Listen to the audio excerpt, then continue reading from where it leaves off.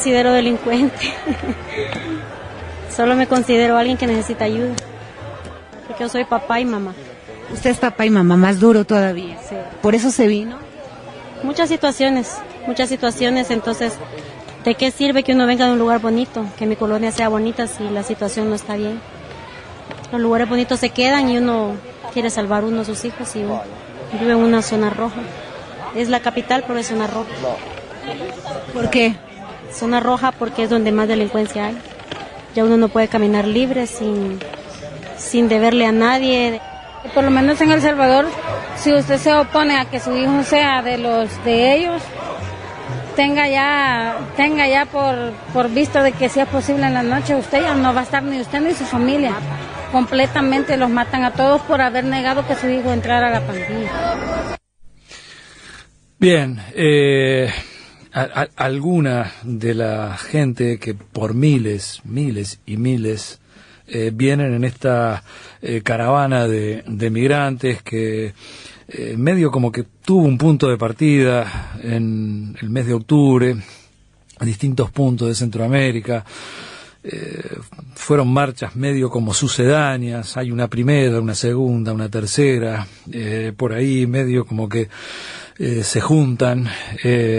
Bueno, es un recorrido realmente impresionante, golpea de manera muy, pero muy fuerte, y realmente es algo que llama poderosamente la atención cómo se viene desarrollando esto en forma realmente impresionante y acelerada. Es una cosa que no tiene la más mínima comprensión. Realmente nos cuesta mucho entenderlo. Razón por la cual vamos ya a un contacto telefónico.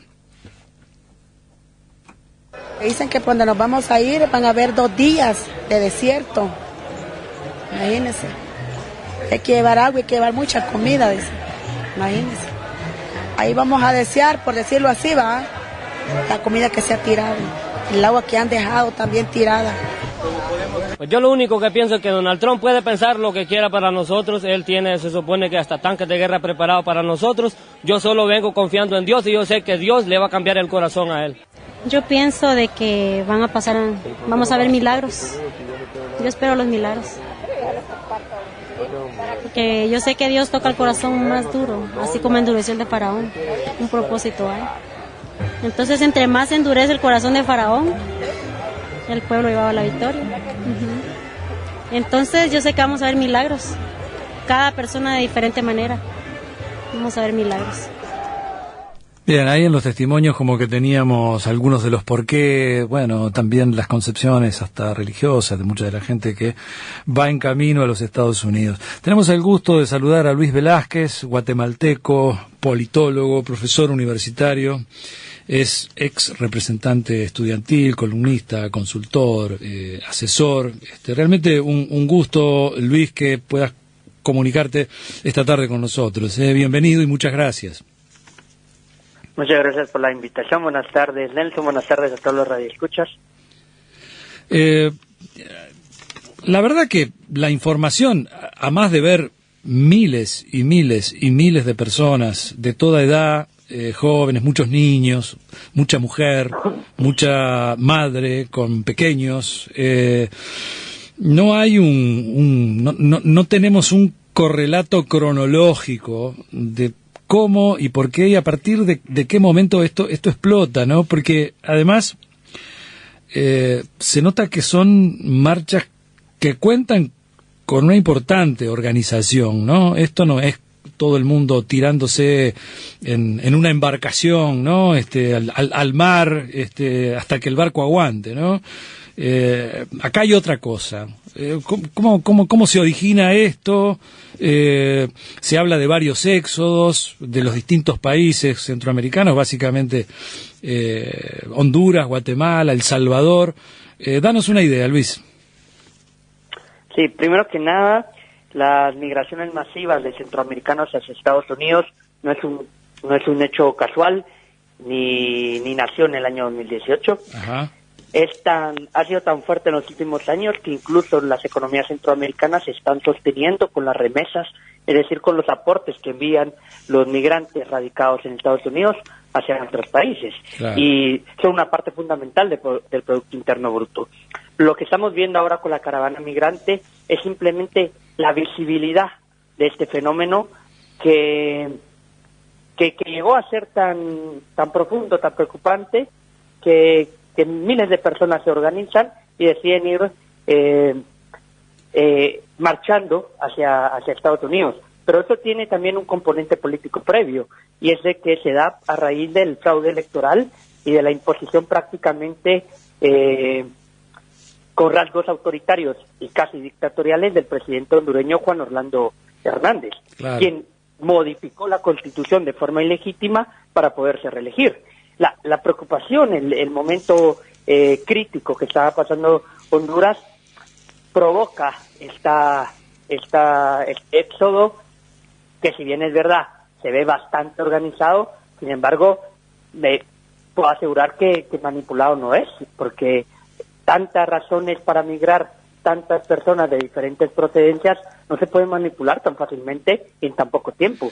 Responde a unas condiciones de vida deplorables, marcadas por la violencia y la pobreza extrema, y que en la medida en la que van marchando los hondureños desde hace algunas semanas para acá, pues se les va uniendo otros centroamericanos, y llama la atención una frase común en Honduras, que es los hondureños viven con las maletas hechas. Puedo afirmar y me atrevo a decir que no solo son los hondureños, son los centroamericanos en general quienes viven con las maletas hechas, preparados para cualquier momento partir, y muchas veces parten en familias completas, o marchan solo los hijos, o solo las madres, o solo los padres. Entonces también vemos que es todo un drama humano y en un trayecto que es trágico y que es muy peligroso, y que pone la vida de las personas en riesgo. Nadie se atrevería a asumir a cambio de dinero un trayecto de esta naturaleza si supiera que no va a encontrar mejores condiciones de vida. Entonces creo que hablar de las condiciones del porqué de la partida responde a razones realmente terribles, ¿no? Yo estoy mirando acá, esto es un artículo que, bueno, llamativamente ha sido publicado este fin de semana en el New York Times, a cargo de Victoria Sanford, que es una profesora en antropología, y ella dice que actualmente la violencia domina en Honduras, Guatemala, El Salvador. Los tres países tienen algunas de las tasas de homicidios más altas del mundo, y su patrón cotidiano de asesinatos, reclutamiento forzado a las pandillas, extorsión, violencia de género y secuestros parece empezar a reproducirse también en Nicaragua. Los grupos criminales detrás de estas atrocidades son un legado de las guerras civiles de las décadas de los 70 y 80 y de las dictaduras militares del siglo pasado, que dejaron un legado de 75.000 personas asesinadas en El Salvador y 200.000 muertes en Guatemala. Se cree que Honduras es el país que ha sido la base de operaciones militares de Estados Unidos en Centroamérica desde hace décadas. Fue la nación más afectada por la violencia, pero a diferencia de Guatemala y El Salvador nunca ha tenido un registro oficial de víctimas de sus conflictos. Bueno, en la década de los 80 aparecen las pandillas, filtraron información a la policía sobre los obreros, líderes sindicales, maestros y estudiantes que participaban en protestas políticas. Alguien de los testimonios que escuchábamos que estaban en la marcha decía una señora con sus niños muy pequeños, vivíamos en la zona roja y, entre otras cosas, éramos atacados porque, nuestros hijos no querían ingresar obligados a las pandillas, no los dejábamos, teníamos que andar pagando plata para poder vivir en esos lugares. Es decir, elementos más allá, ¿no?, de una solución para un trabajo y para poder desarrollar una economía con un salario, ¿no?, en un país como Estados Unidos. Estas condiciones son como muy explosivas, ¿no? Claro, Estados Unidos, con su intervención en América Central en los años 80, 70, marcó prácticamente su destino. crearon un modelo que colapsó a sangre, fuego, corrupción sistémica, crimen organizado, pandillas y demás, y que ahora está viendo el efecto, y que son miles de personas que migran todos los años hacia el norte. Hay que incluso recordar que las pandillas son hijas de los militares de los conflictos armados internos y de los estados contrainsurgentes. Se ha descubierto en Guatemala en los meses recientes que coroneles del ejército eran incluso los padrinos de estas pandillas. Quiere decir de que, y bueno, y esto también responde un poco a lo que ha intentado hacer Naciones Unidas en Guatemala, principalmente con la Comisión Internacional contra la Impunidad en Guatemala, CICIG, que es una comisión de Naciones Unidas que ha ayudado al sistema de justicia guatemalteco para desarticular lo que se denominó cuerpos y aparatos clandestinos de seguridad, que era lo que iba a mutar, son estos grupos de poder que iban a mutar del conflicto armado hacia la normalización democrática, y que posteriormente, durante la normalización democrática, según las investigaciones de esta comisión, muta nuevamente hacia redes político-económicas ilícitas, es decir, las élites apadrinando el crimen organizado. Un crimen organizado que nace precisamente de estos conflictos armados internos en toda la región, y me atrevería a decir que no solo es una cuestión particular de Guatemala, sino se extiende a El Salvador, a Nicaragua y Honduras principalmente. Costa Rica no está del todo dentro de esta dinámica, pero sin duda alguna comienza a ser golpeado con estos dramas y con estas carencias estructurales de oportunidades de desarrollo y de condiciones deplorables de vida. ¿Y cómo será la cosa que lo destaca casi con tus mismas palabras este artículo publicado nada más y nada menos que en el New York Times, ¿no? Dice que en estos 3 países hay unidades militares inmersas en una red compleja de crimen organizado, narcotráfico, pandillas, partidos políticos y cuerpos policíacos corruptos y clandestinos. Las pandillas tienen vínculos con la policía. Los policías persiguen solo a los pandilleros que no les dan dinero, o si algún pandillero llega a saber demasiado de la complicidad de policías corruptos, corren el riesgo de convertirse en víctimas. Las pandillas también tienen conexión con el crimen organizado y grupos del narcotráfico, que a su vez tienen sus propios vínculos con el ejército y la policía. Y acá hay un destaque para tu país, ¿no? Dice, las redes de complicidad en Guatemala muestran cuán íntimamente estrechos están los distintos grupos criminales y estatales.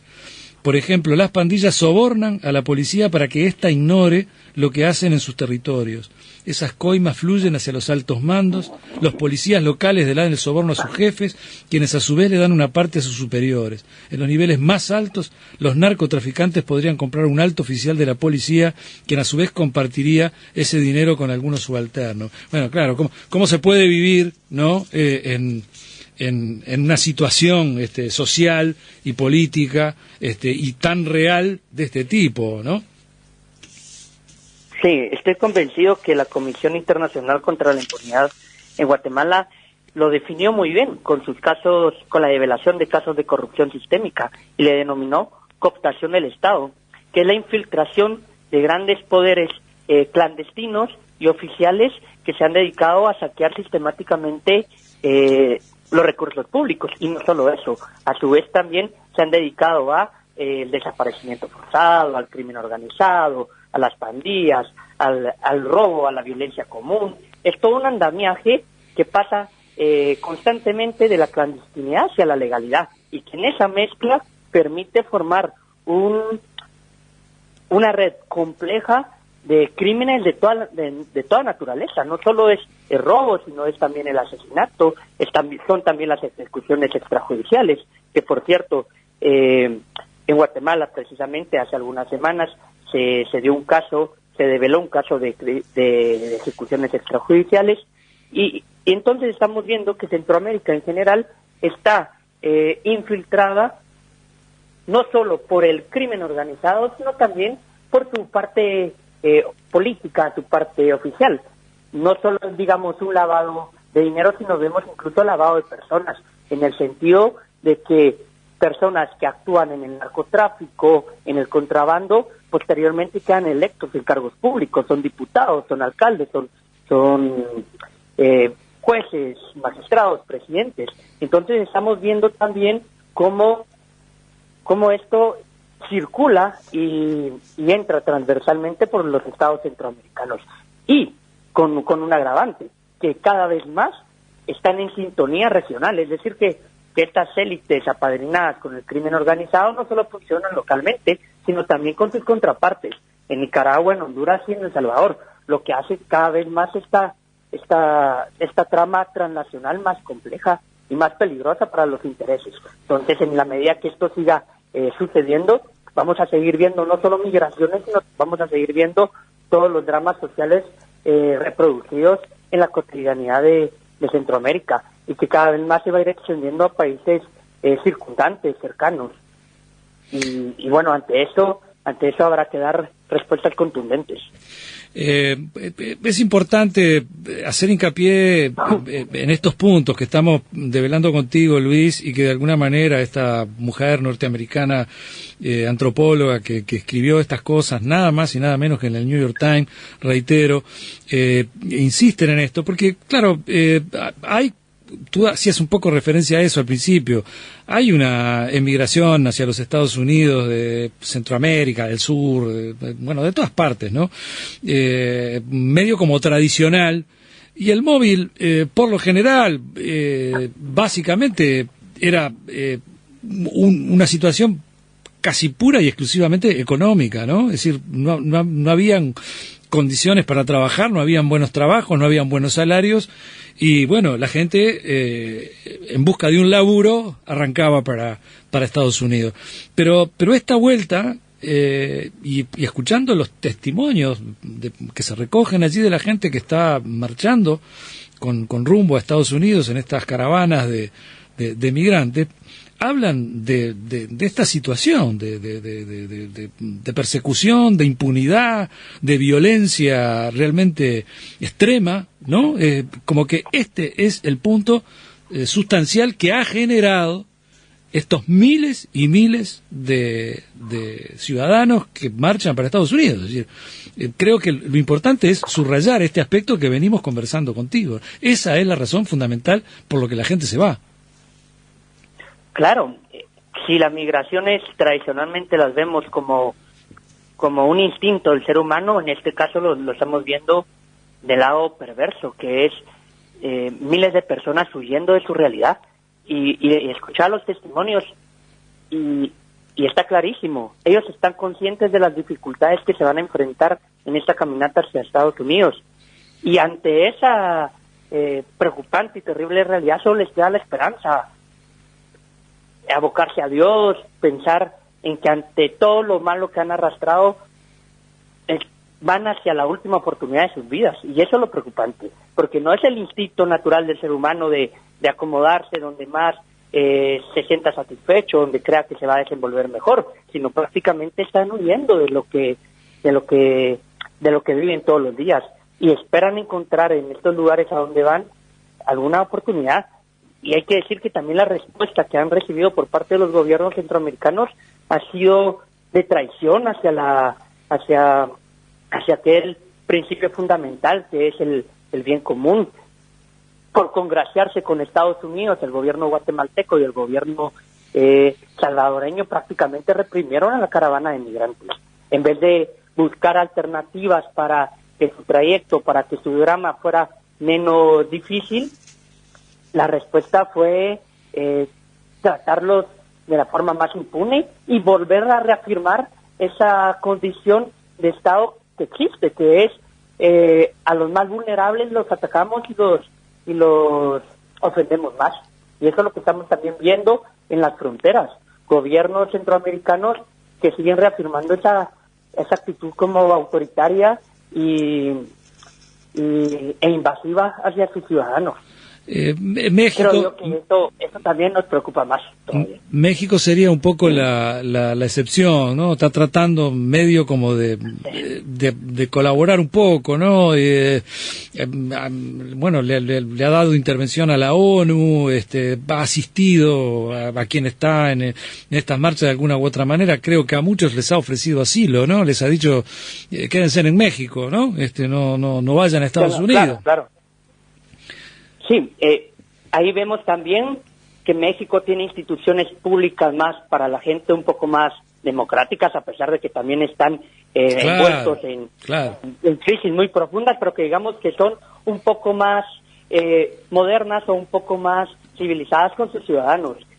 Hay que decir también que la gente centroamericana, la de a pie, la que sale a trabajar todos los días, la que sostiene a nuestros países, trataron muy bien a los migrantes, les dieron comida, les dieron donde alojarse, y entonces vemos de que no hay un matrimonio entre los representantes y en la sociedad.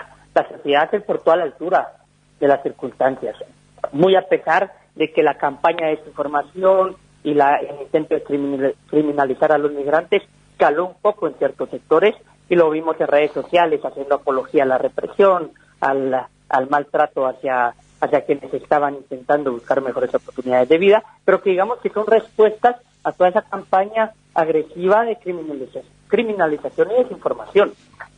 Pero tengo que rescatar también que los ciudadanos en general fueron solidarios y tendieron la mano. México lo hizo, tanto sus autoridades como también muchas de sus gentes. Uh-huh. Y ante eso siempre nos queda un poco de esperanza de pensar que es posible transitar hacia otros modelos de Estado, ¿verdad? Distintos a los que tenemos en la actualidad, serviles, profundamente corruptos, antidemocráticos, que todos los días le cierran oportunidades de desarrollo a sus ciudadanos. Luis, yo tengo que ir a una breve pausa. Te pido que me aguardes ahí un par de minutos, porque acá hay hay como un contrasentido, ¿no? Esta gente, por miles, forma multitudinaria, distintos éxodos, desde octubre está con un rumbo, una meta fija que es Estados Unidos, y bueno, justamente su presidente no solamente no los quiere recibir, sino que a los que están adentro ya largó, a los que están adentro de Estados Unidos hace, qué sé yo, por décadas, los quiere echar, a los que ya no ha echado. Sé que tiene problemas con las propias leyes norteamericanas que lo están trabando un poco, pero está esta realidad, ¿no? Van como a un norte al que los aguarda por ahora un muro medio ficticio, pero con el cual Trump, incluso en sus últimas declaraciones de este fin de semana, insiste en apurar el levantamiento del muro, ¿no? Por eso me gustaría saber, desde tu perspectiva, qué pasa con el desenlace del rumbo al cual le ha puesto como objetivo toda esta gente, ¿no? Pero aguardame un par de minutos, por favor.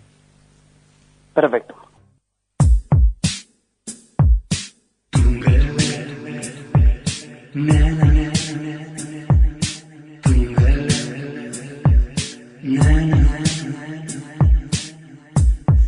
Bueno, van 48 minutos de las 4 de la tarde acá. Estamos en contacto con Luis Velázquez, politólogo guatemalteco.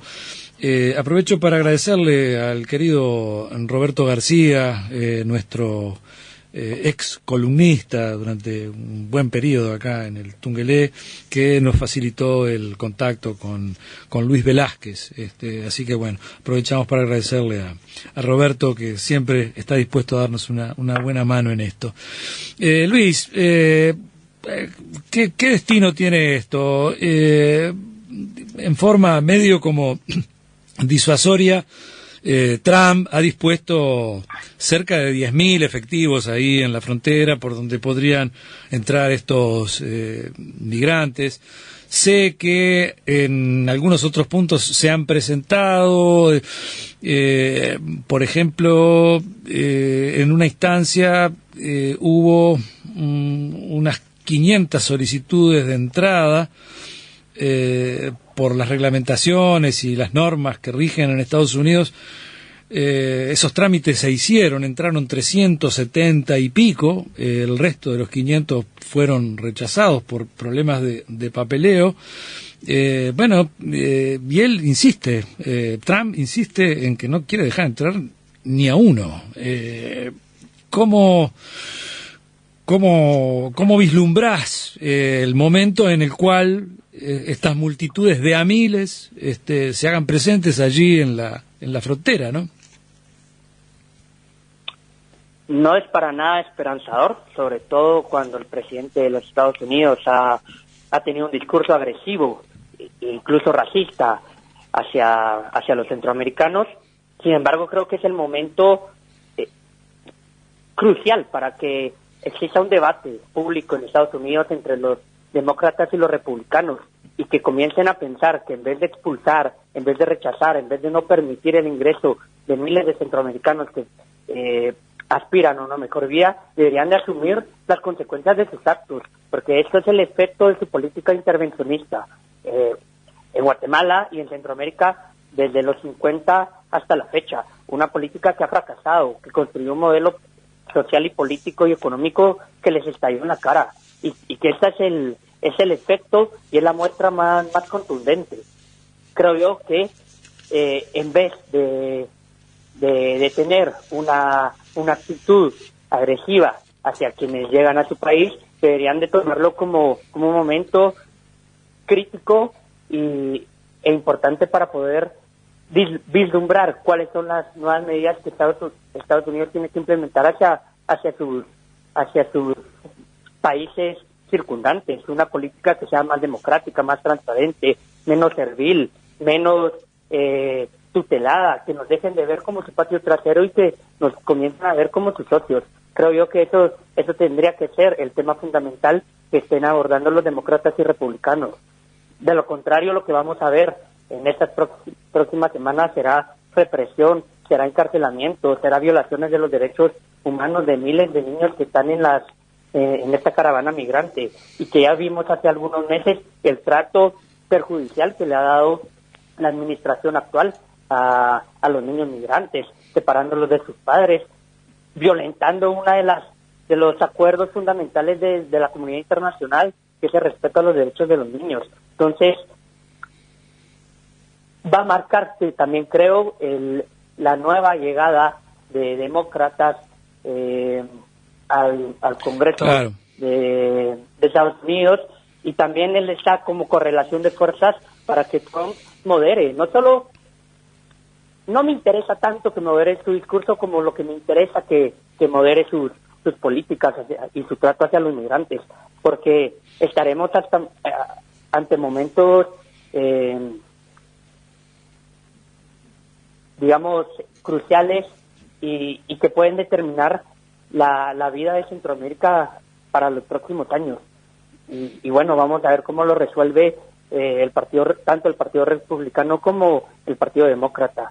Veremos si serán capaces de asumir las consecuencias de sus actos y cambiar un poco la mirada hacia la región en general, hacia América Central y también hacia América del Sur, porque esto evidentemente no puede seguir como está.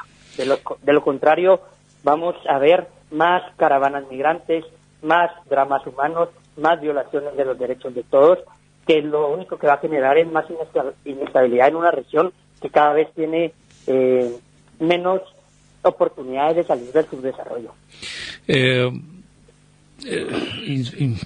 Iba a decir insólitamente, pero de insólito no tiene nada, ¿no? Donald Trump acaba de declarar que se viene una invasión de delincuentes, ¿no? Y ahí había uno de los testimonios que escuchábamos al principio, una señora con sus dos niños, dijo: yo no soy ningún delincuente, soy una mamá y un papá, ¿no? Y estaba con sus dos niños ahí, una cosa medio como una respuesta que que ella dio ante tanta insensibilidad, ¿no? Que ya no sorprende, pero bueno, de todos modos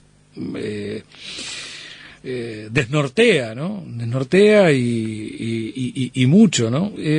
¿Cómo estás viendo la reacción de la ONU, por ejemplo? Primero, en cierto apoyo que le ha dado para que estas marchas se dieran en mejores condiciones, bueno, los campamentos, en fin. Pero me refiero a las Naciones Unidas como no sé, como propuesta, proyecto de allanar esas situaciones de violencia, del encare político de los 3-4 países de los que hablábamos recién, de que en definitiva eso cambie y mejore, ¿no? Y no se lo siga apretando como una olla a presión, ¿no? ¿Cómo ves estos organismos internacionales? Creo que han tenido una actitud tímida. La dureza, el apoyo decisivo que Naciones Unidas, por ejemplo, le ha prestado a Guatemala con lo que comenté anteriormente de la CICIG, ha sido aplaudible y ha sido un gran apoyo. Sin embargo, esa convicción de aportar al cambio, de mejorar la vida y las condiciones sociales no las vemos en la caravana migrante, al menos con esa claridad. Vemos un acompañamiento institucional que es muy bueno, que debe seguir haciéndose. Sin embargo, en el seno del debate político de Naciones Unidas no hay nada, no hay nada que nos deje pensar o que nos anime a pensar de que se le van a encarar y que se le van a poner frente a Estados Unidos y les va a pedir que tomen y lleguen a soluciones políticas y no a soluciones de odio. Y ante eso creo que Naciones Unidas se ha quedado corto. Uh-huh. Creo que todavía es el momento para poder asumir una posición firme y contundente y dependerá también de los países de la Unión Europea y de otros países que tienen un importante peso político a lo interno en el seno de Naciones Unidas. Porque así como nos han ayudado a lo interno, creemos que deberían de posicionarse regionalmente, y lo cual no ha sucedido como se esperaba. Porque si esto estuviese sucediendo en Venezuela o estuviese sucediendo en Medio Oriente, las medidas serían brutales. Uh-huh. No estamos viendo esa misma contundencia con Estados Unidos.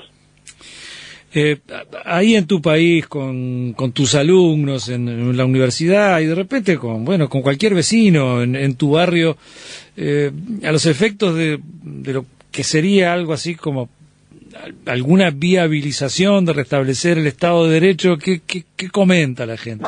¿Qué conversa contigo? Creo que estamos muy conscientes de que el problema no es ser conservador o liberal o progresista, sino el problema fundamental son los discursos de odio que se convierten en políticas públicas. Y que estas políticas de odio no nos permiten llegar a soluciones desde las diferencias, ni a llegar a consensos, ni a tomar una agenda mínima de fortalecimiento del Estado y de fortalecimiento democrático de la sociedad y de sus instituciones de representación política inmediatas. Sin embargo, creo que han habido o se están desarrollando algunos movimientos, tanto en Honduras, en Guatemala, en Nicaragua, en Costa Rica también, en El Salvador en una menor medida, que han puesto frente a los medios de comunicación, frente a las organizaciones internacionales, que es necesario y es ineludible atender la deuda social que tienen los estados con sus ciudadanos, los estados de Centroamérica. Y en Guatemala se está librando una lucha contra la corrupción, en Nicaragua se está librando una lucha frontal frente al autoritarismo del gobierno de Ortega, en Honduras se intentó resistir al fraude electoral. Creo yo que son expresiones democráticas que nos siguen dando un poco de esperanza y que nos han alargado un poco las disputas. En Guatemala, por ejemplo, esta disputa por un Estado transparente, un poco más democrático, que le apueste a ciertas reformas sustanciales y y básica de cualquier Estado democrático y de derecho, pues comenzó en el 2015. Y han sido 3 años duros, donde han habido victorias para la restauración del sistema corrupto y que han habido victorias para los ciudadanos y para las organizaciones proclives a la lucha contra la corrupción. Sin embargo, hay que decir también que pareciera que estamos perdiendo la disputa. Y la estamos perdiendo porque se ha perdido ese acuerpamiento, no solo de las grandes mayorías sociales, sino también desde las instituciones públicas que han estado a favor de la corrupción, porque no todo el sistema público es pro gobierno, es pro sistema corrupto, pro élites que han luchado en detrimento del bien común, sino también vemos que lo mismo ha sucedido un poco con las organizaciones internacionales, que le han perdido quizá un poco de confianza a estas iniciativas del cambio social. Sin embargo, la disputa continúa y habrá que reforzar, y este es un llamado no solo a las organizaciones sociales, a los movimientos indígenas y campesinos de la región, sino también a los países amigos de la comunidad internacional, que cierren filas ante esta avanzada que intenta aniquilar el futuro de nuestros países. Y con eso me refiero a lo más básico, que es que la gente no pueda ni siquiera comer una comida al día. Mucho menos sostener a sus familias. Bueno, Luis Velázquez, politólogo, profesor universitario guatemalteco, la verdad, meridianamente claro, te agradecemos muchísimo este rato y por ahí te volvemos a hacer alguna consultita dentro de poco. Te agradecemos muchísimo, Luis. Un saludo hasta el sur. Gracias. Les tengo mucho aprecio a los uruguayos, especialmente a Roberto. Un abrazo a todos. Qué bueno. Un abrazo grande para ti, muchísimas gracias y hasta pronto, Luis. Gracias.